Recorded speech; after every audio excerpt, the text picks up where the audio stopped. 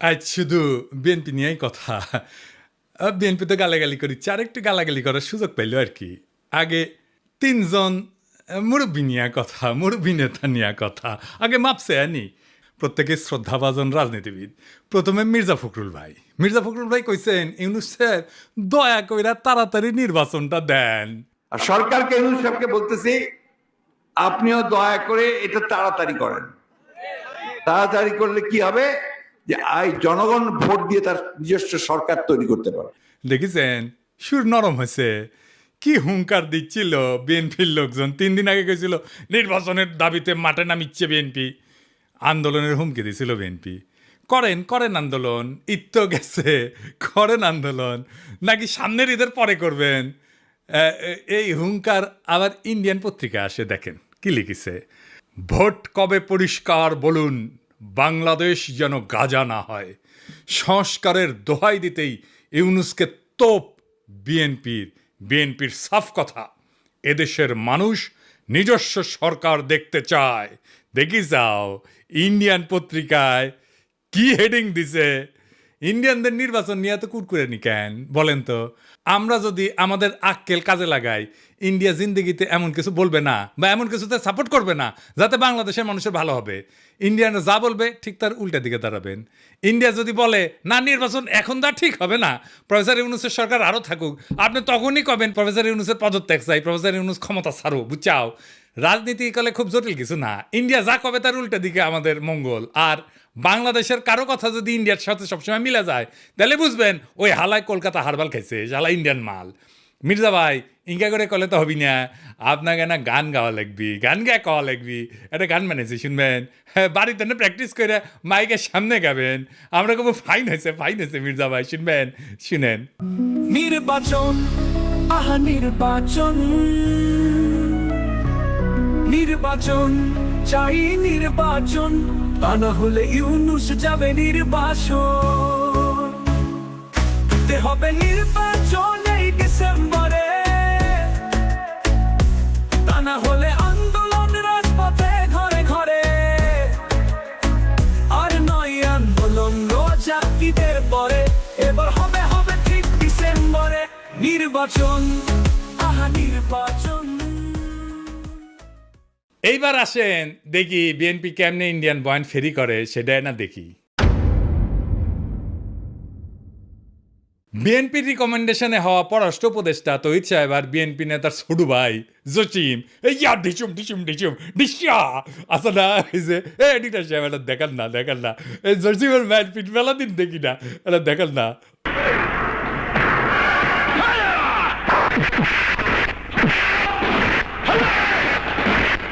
আর দেখি যাও ক্যাঙ্কা হিরোইনছি। এই জসিম কইল যে 1971-এর জন্য পাকিস্তানে ক্ষমা চাইতে হবে। তো এটা তো আমি আর ইন্ডিয়ান বয়ান। তো এই পানি পড়া সে কই থেকে আসিছে? ইন্ডিয়া থেকে আসিছে, তাই না? সে একই পানি পড়া মির্জা ফখরুল সাহেব পাইছেন, দেখেন উনি কি বলেন। পাকিস্তান সেনাবাহিনী সেই হত্যাযজ্ঞ করেছিল, তার জন্য আজ পর্যন্ত কিন্তু ক্ষমা চায় নাই। গণহত্যা করেছিল, লক্ষ লক্ষ মানুষকে হত্যা করেছিল, তার জন্য পাকিস্তান এখন পর্যন্ত কিন্তু বাংলাদেশের কাছে ক্ষমা প্রার্থনা করে নাই। উনি মনে করেন পাকিস্তান ক্ষমা চায় নাই, অথচ আমরা জানি তিনবার রাষ্ট্রীয়ভাবে পাকিস্তান ক্ষমা চেয়েছে। একবার মন্ত্রী পর্যায়ে, একবার প্রধানমন্ত্রী পর্যায়ে, আরেকবার রাষ্ট্রপতি পর্যায়ে। তো উনি তো বাংলাদেশ সরকারের মন্ত্রী ছিলেন, সে সময় ওনার মনে হয় নাই যে ওনার পাকিস্তান তো ক্ষমা চায় নাই। এখন কেন বলেন? কারণ ইন্ডিয়া বুঝেছে আমরা তোমার ক্ষমতা টেনে দিচ্ছি, এমনি তো হবে না, খরচাপাতি আছে। আওয়ামী লীগ যে সার্ভিস দিত সেটা দাও। কি সার্ভিস? জাহাপনা। মির্জা ফখরুল কইছে পাকিস্তানকে বাম্বু দিবা, ইন্ডিয়া কইছে, তো উনি বাম্বু দিলেন। আচ্ছা এবার বলেন তো, এই দল পাকিস্তানের সাথে স্বাভাবিক সম্পর্ক করতে পারবে? ইন্ডিয়া যে ফ্যাসিবাদ চালাইলো, কোনোদিন কইছে বিএনপি ইন্ডিয়া ক্ষমা চাইতে? নাকি বলবে জিয়ারে তো খুন করেছে তাই না? এটা কোনোদিন বলিছে? বলে নাই। কিন্তু ইন্ডিয়া আমাদের বন্ধু দেশ বলতে বলতে মুখে ফেনা তুলে ফেলিছে। দেখেন, ভারত আমাদের প্রতিবেশী, সবচেয়ে বড় প্রতিবেশী, আমাদের বন্ধু। আমাদের যুদ্ধের সময় 1971 যুদ্ধের সময় আমাদের সহযোগিতা করেছিল। আমরা ভারতের কাছে সবসময় প্রত্যাশা করি যে ভারত বাংলাদেশের মানুষের পাশে দাঁড়াবে। যাই হোক মির্জা ভাই, আপনি তো বলেন মুক্তিযুদ্ধ করেছেন, এটি সেই সময়ের গল্প শুনবার চাই। মানে কোটি কোটি যুদ্ধ করেছেন, কোটি ট্রেনিং নিছেন, কারা কারা আপনার সহযোদ্ধা ছিল, কবে অস্ত্র জমা দিলেন, কি অস্ত্র ব্যবহার করেছেন, মানে হাউস আছে কেন পাকিস্তানের উপরে যেমন বিলা, আপনি তো মনে লয় যে সখানিক পাকিস্তানি আমি জয় বাংলা করেছেন, না গল্প করবেন, হাউস আছে আমার কলে। চুপি চুপি কই মির্জা ভাই, আপনার উপরে না হেভি স্টাডি করেছি। কেন করেছি জানেন? আপনারা বোঝার জন্যে স্টাডি করে পেয়েছি কি জানেন? না খারাপ কিছু কমু না, আপনার লাইফ হিস্ট্রি কিন্তু ইন্টারেস্টিং। আপনি ঢাকা কলেজের ইকোনমিক্সের টিচার হিসেবে ক্যারিয়ার শুরু করেন, শিক্ষকতার ক্যারিয়ার। পরে ঠাকুরগাঁও কলেজে ইকোনমিক্সের অধ্যাপক ছিলেন, খুবই জনপ্রিয় টিচার ছিলেন, ছাত্ররা আপনার ক্লাস করার জন্য উন্মুখ হয়ে থাকতো, মার্শাল্লাহ। আবার অদ্ভুতভাবে আপনি বাংলাদেশ সরকারের পরিদর্শন এবং আয় ব্যয় পরীক্ষণ অধিদপ্তরের একজন অডিটর হিসেবে কাজ করেছেন। এই প্রফেসর হওয়ার পরে শিক্ষা বিভাগের আবার ডিজি আসিলেন। এমন সেলিব্রেটেড শিক্ষকের জীবন চাইরা অডিটর কেন হইলেন, এটা মিলাইতে পারি নাই। তাই আপনার জীবনের গল্প আপনার কাছ থেকে শোনার ইচ্ছা থাকলো। আমার ক্ষুদ্র ভ্রাতার ভগিনীরা আপনাদের কয়ে রাখি, কারো সম্পর্কে জানতে হইলে এভাবে ডিক করবেন, খুঁড়বেন, তারপরে তাই আপনি ভালো তার ডিল করতে পারবেন। যাই হোক, এবার আরেক বিএনপির সিনিয়র নেতারে নিয়ে আলাপ করি। হ্যাঁ, আমির খসরু মাহমুদ। যে সরকার জনগণের ভোটে নির্বাচিত হবে তারা জনগণের কাছে দায়বদ্ধ থাকবে, জবাবদিহি থাকবে। সেটা যেই সরকারই হোক, কোনো মহামানবকে বাংলাদেশের দায়িত্ব দেওয়ার জন্য বাংলাদেশের মানুষ নির্বাচনে, এই বাংলাদেশের মানুষ আন্দোলন সংগ্রাম করে নাই, ত্যাগ স্বীকার করে নাই। আর কোনো মহামানব কোনো দেশের গণতন্ত্রের সমাধান দেবে, তার জন্য বাংলাদেশের জনগণকে অপেক্ষা করতে হবে, এটা বিশ্বাস করার কোনো কারণ নেই। আমির খসরু ভাই উনি কইছে, নির্বাচিত সরকার জবাবদিহি করবে জনগণের কাছে, কোনো মহামানবকে ক্ষমতায় বসানোর জন্য বাংলাদেশের মানুষ আন্দোলন সংগ্রাম করে নাই, ত্যাগ স্বীকার করে নাই। উনি ত্যাগ স্বীকার করেছেন, ওরা ত্যাগ স্বীকারটা এটা দেখে আসেন। হ্যাঁ, আমির খসরু ভাই, আপনি তো ডিসেন্ট মানুষ, আশা করি আপনি ক্ষমতায় গেলে তো বটেই, ক্ষমতায় যাওয়ার আগেও জবাবদিহিতা করবেন, তাই না? আচ্ছা আমির খসরু ভাই, এই যে হোটেল সেরিনা আপনার ছিল তো না? এখন আপনি কইবেন যে আমি মালিকানা ছেড়ে দিছি, কথা সত্য মানলাম, আপনি মালিকানা ছেড়ে দিচ্ছেন। কয়টা জিনিস বলেন তো, যে জমিটা যার উপরে দাঁড়িয়ে আছে হোটেল সেরিনা, এটা তো চট্টগ্রাম স্টক এক্সচেঞ্জের জমি, তাই না? ওই সময় আপনি চট্টগ্রাম স্টক এক্সচেঞ্জের চেয়ারম্যান ছিলেন, তাই না? তো কি কি হয়েছিল আমি বলি খসরু ভাই, কিছু মনে করেন না, আমার কনফিউশন হয়েছে, কনফিউশন দূর করে দাও আপনার দায়িত্ব। আপনি বিএনপির অতি গুরুত্বপূর্ণ নেতা, আপনি জবাবদিহিতার কথা বলেন, আপনার দলের হাতে রাষ্ট্রের দায়িত্ব যাবেন, আসেন কি কি হয়েছিল দেখি, কোথাও বই লিলে ধরে দেন, তাই না? মানুষের ভুল বোঝা ঠিক না আপনারে, তাই না? 1995 থেকে 2001 সাল আপনি তখন, এটা আওয়ামী লীগের আমল, আপনি তখন চট্টগ্রাম স্টক এক্সচেঞ্জের চেয়ারম্যান ছিলেন। এই সময় রাজুক থেকে ঢাকার Banani road number 17 plot number 27 Chittagong stock এক্সচেঞ্জের টাওয়ার নির্মাণের জন্য কেনা হয়, মাশাআল্লাহ।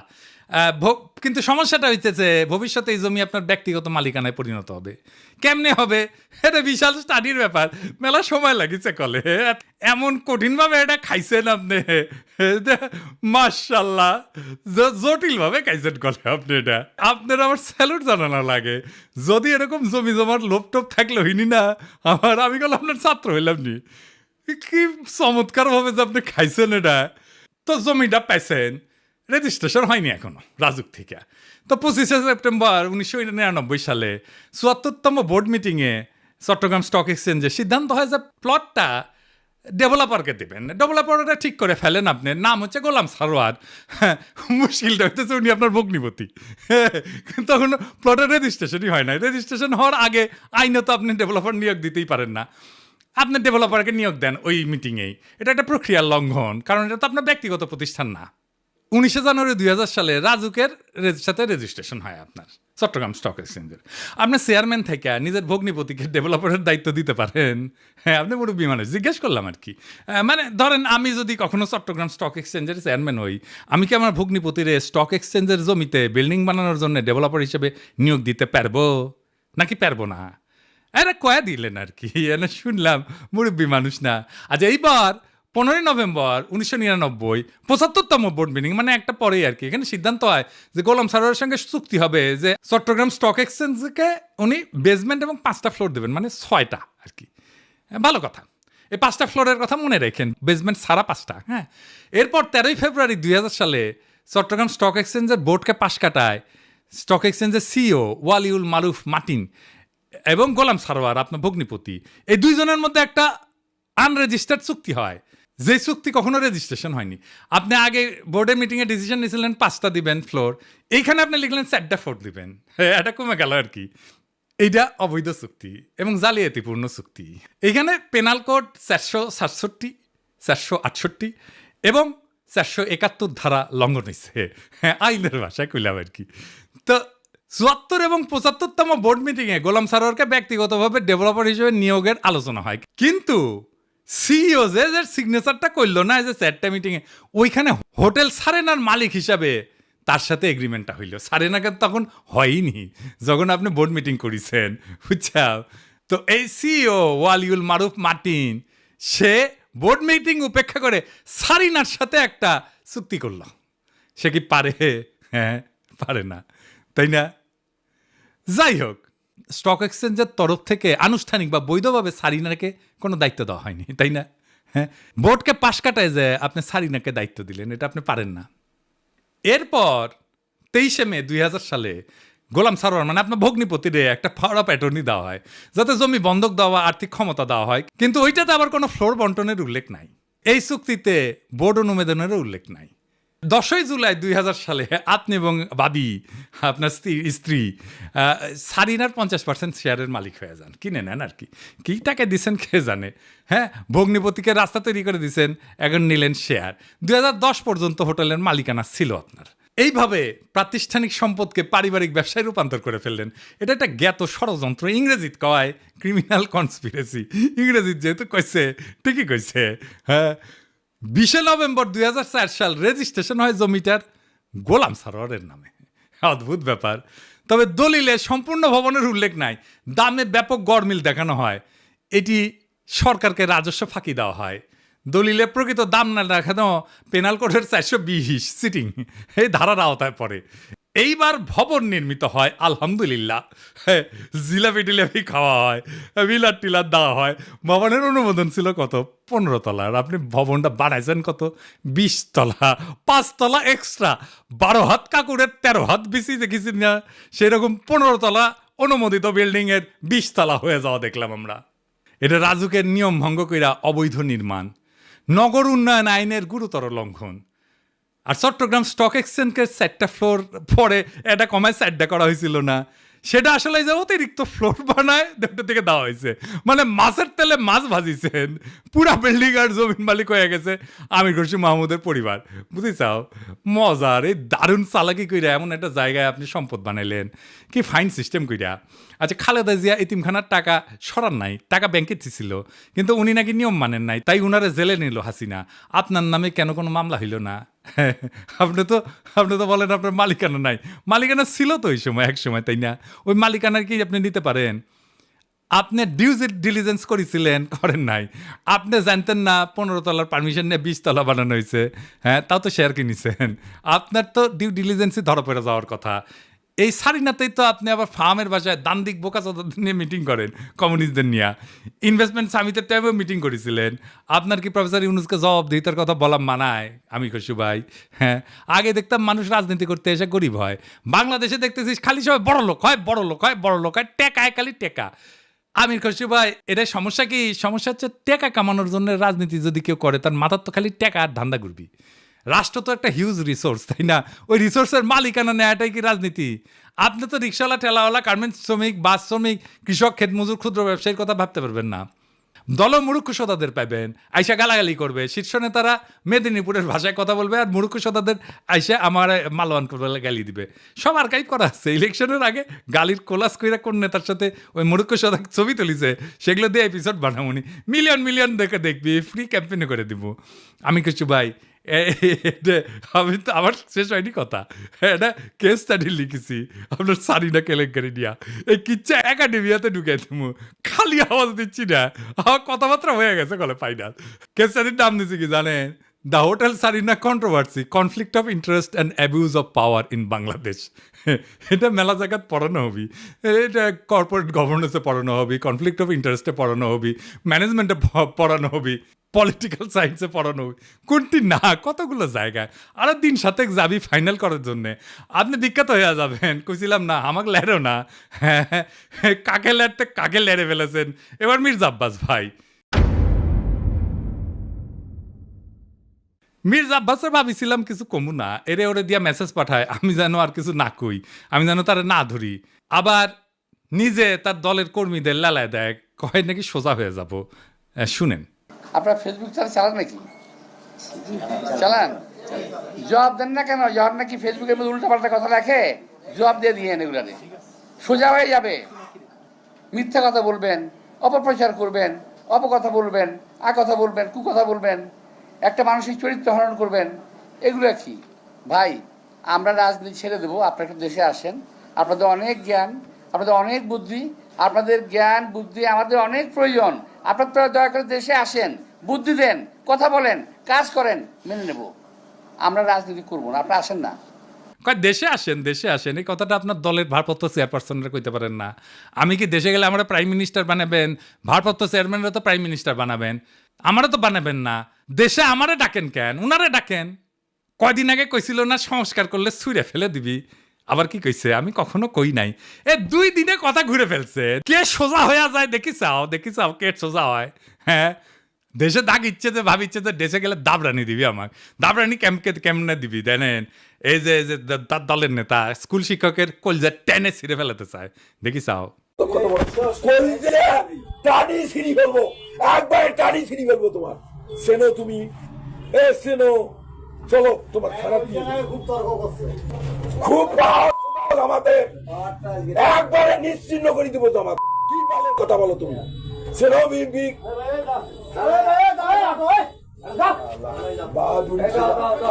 তোমার নামে আমি মামলা দেবো। কবিলক্ষণ দাও। কবিলক্ষণ কি বলবো? ও দাও, আমি ও থানা দেয়া, আমি ওখানে ইসরায়েল লিখবো, লিখি ওকে অ্যারেস্ট করে দিয়ে তারপরে আমি আসবো। কুড়িগ্রামে কি কয়, ক্ষমতা না আসতে আসতেই এই শুরু করেছেন। ক্ষমতা গেলে কি করবেন এটা পাবলিক জানে। আপনাদের তো উন্নতি হইতেছে না, ক্রমাগত অবনতি হইতেছে। দুঃশাসন শুরু করলে আবার লড়াই শুরু করবো। দেশের মানুষকে তো আর অরক্ষিত রাখা যায় না। মির্জা আব্বাস ভাই, আমি সোজাই আছি, কিন্তু আপনারা একেবারে ফ্ল্যাট করে দেবো, একেবারে হুতায় দেবো, উঠবার পারবেন না। এই বুড়া বয়সে আপনি কল্পনা করতে পারতেছেন না আপনারা আমি কোন দিক দিয়ে ধরবো। মিশা কথা আমি কইছি, কোন কথাটা মিশা কইছি কইবেন? হ্যাঁ, কোন সেক্টরে মুক্তিযুদ্ধ করেছেন, কার সাথে যুদ্ধ করেছেন? আমি নানাভাবে ক্রস চেক করিয়া কইছি আপনি বালের মুক্তিযুদ্ধ করেছেন, মুক্তিযুদ্ধের নামে মিথ্যাচার করেছেন। দিন বদলাইছে মির্জা আব্বাস ভাই, শেরের উপরে শোয়াশের আছে। শোনেন মির্জা আব্বাস ভাই, মানুষের 3টা জিনিস ডরায়, এই ডর দেখায় মানুষের শাসন করছেন এতদিন। জানের ভয়, সম্মান হারানোর ভয়, আর সম্পদ হারানোর ভয়। আমার জানের ভয় নাই, সম্মান হারানোর ভয় না, আমার সম্মানই নাই। হ্যাঁ, আপনি কি নিবেন? আর সম্পদ এটাই, এই যে এটা কেড়ে নিতে পারবে না কেউ। আপনার লেসপেন্সারদের পিছে লেগে দিতে পারেন, বালটাও শিখতে পারবেন না। বাংলাদেশের পলিটিশিয়ানরা দুধে দেওয়া তুলসী পাতা না, সব বিগ শটের আমল নামা বাইর করবো টাই না। এইভাবে এই দুর্নীতি আর দুর্বৃত্তায়নের খাজে খাজে বাংলাদেশের রাজনীতি আজকাল এক অলিক নাট্যশালায় পরিণত হয়েছে, যেখানে দাবি দেওয়া আর আচরণ দুইটা ভিন্ন গ্রহে বাস করে। এখানে কেউ মুক্তিযোদ্ধা হয়েও যুদ্ধের ইতিহাস বিকৃত করে, আবার জনগণের শাসনের বুলিয়া ওড়ায়, চতুরতায় জনগণের সম্পদকে ব্যক্তিগত সম্পত্তিতে রূপ দেয়। আজ যারা ক্ষমতার বাইরে তারা জবাবদিহিতার গান গায়, কাল যখন তারা ক্ষমতায় তখন জবাবদিহিতার ঊর্ধ্বে ওঠায় হয় তাদের অভিষ্ট। রাজনীতি আজ জনগণের না, নিজের ভাগ্য বদলানোর জাদুর কাঠি। আজ যে দল ইন্ডিয়া বিরোধী স্লোগানে জ্বলে ওঠে, তার বয়ানি আবার ভারতীয় লাইন টু লাইন কপি হয়ে ফিরে আসে ঢাকার রাজপথে।